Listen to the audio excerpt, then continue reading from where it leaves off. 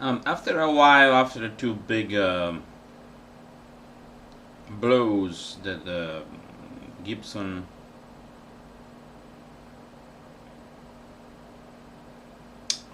gave to itself for first menacing and suing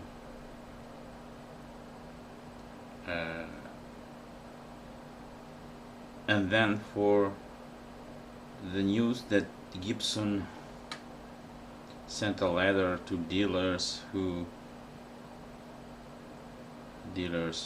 stores that sell Jackson in a having a threatening tone. And after the big blow that Mark Agnesi or Agnesi, that's Agnesi, that's the way the name is pronounced in Italian.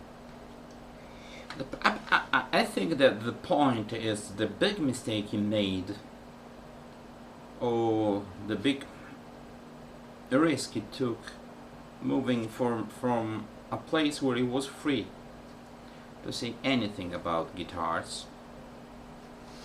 Didn't have a sponsor, didn't have a master.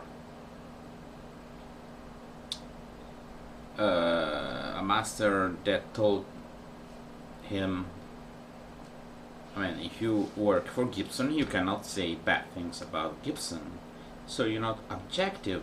And why should you work for Gibson? Because actually this is just a marketing job that I think it should be the one who has this job should be a long-time employee of Gibson's, not just one who came last minute. I know that's the way society works. I think this is the way capitalism works. But that is not the way people think and feel. So the idea is that people perceive that like, oh, he's jumping on a bandwagon because we didn't see this predilection towards Gibson before. He presented every sort of guitar, and since he had to sell them, you know, you can't tell, this is Jackson, this is shit, or this is Gibson, this is not a good model. But anyway, didn't have a good reason to prefer one brand. And I don't believe in brands the way they are now. It's not like a long time ago that brands they were like, you know, an identity. There's no identity in Gibson, there's no identity in Fender. Fender is just a name. So much that Fender couldn't put his name, last name Fender, when he moved from Fender to another brand. Like McDonald's couldn't use it. They couldn't use their name McDonald's. So I think that that's so impersonal and stupid.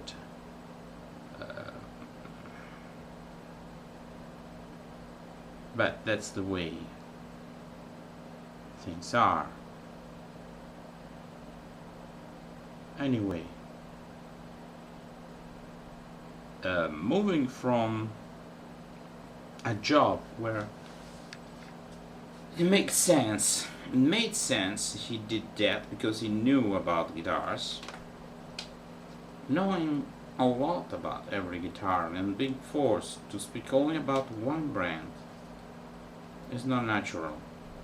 So he did that just because it was, and he made a mistake, I think. Unless he doesn't care, but in the long run, it's always a mistake. He made this because, you know, I'm working for Gibson to get more money. The problem is the moment he did that, he couldn't do anything on the usual things he used to do before. It's all of what he did sounded fake, funny, forced, not real, because he had to advertise for a brand in the same way he did before, with a difference. And before it was free to say and everything he wanted. He just had to sell one guitar. And admitting flaws of one guitar made the whole thing more real, okay?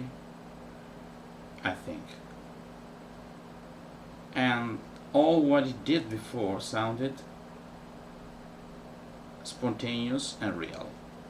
The moment he moved to do that, just before it was for commercial, I mean, he did that to sell guitars, but there was more freedom, okay?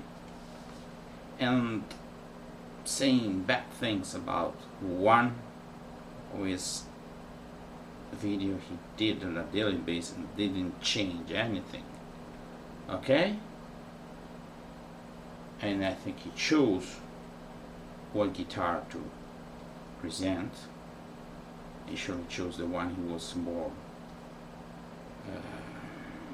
he liked the most. Doing this for Gibson forced him to do something that looked like what he did before. Wasn't. When people are more wary of a message about a Gibson that comes from Gibson than from what comes from an independent source. So, and sure that what he did about "we know you," we are something like "we are watching you." From this moment on, we don't let anything slip by.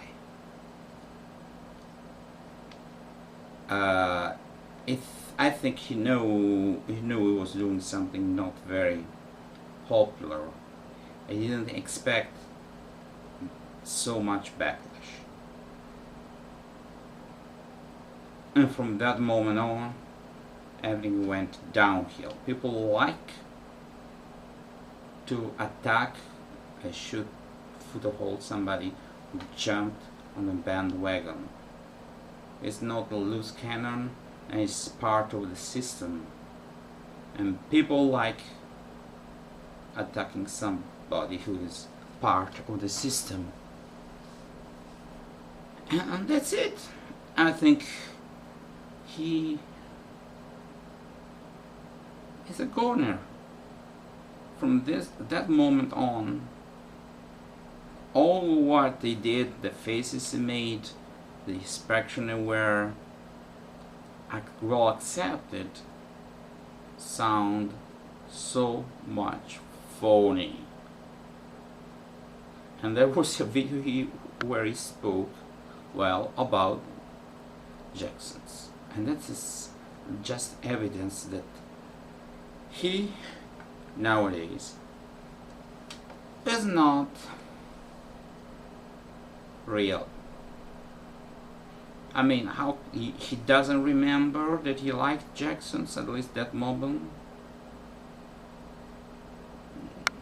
You did it because you were forced to do that, because you worked for Normans, and now you're again forced to do those things because you work for Gibson.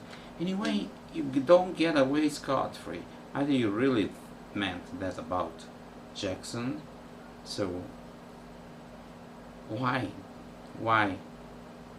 You could say, listen to me, Gibson, I have a past where I presented Jackson's, and this video is surely online. Don't let me do that. You know, they will dig the truth, and I will become a laughing stock. No, he didn't do that.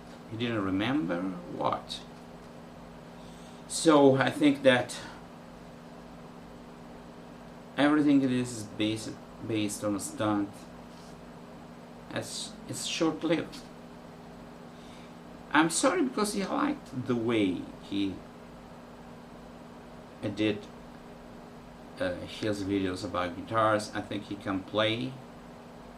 I think he's knowledgeable, but I think that's not enough.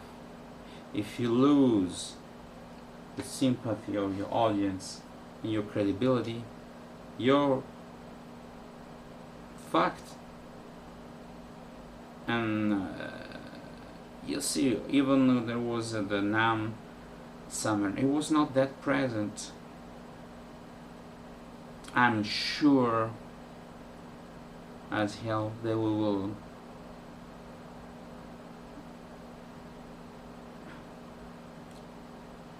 little by little gather him out of the way. I think he made a big mistake. He wanted too much and now he's losing. He's losing his assets. I mean, being likable, being knowledgeable, being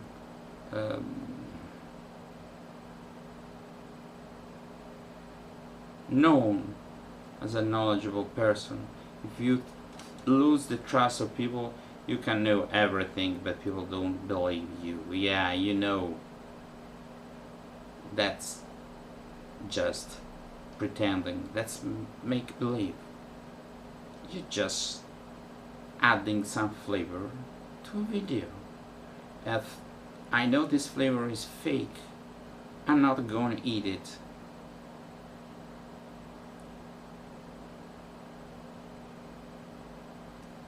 I'm not gonna buy it. Buy it. Both the videos, I'm not buying it, and the guitar, you're not buying it. So I think Gibson, you want your light just on your name. No, don't use your name. Don't use. At the end of the day, people leave you. You look like a bully, and really, it's like the old brand. It's a narcissistic syndrome. You are the best because we are old. Doesn't work like that. Doesn't work like I don't give a shit how old the brand is. There's something good about being old, but there's something good also about being new. Goodbye.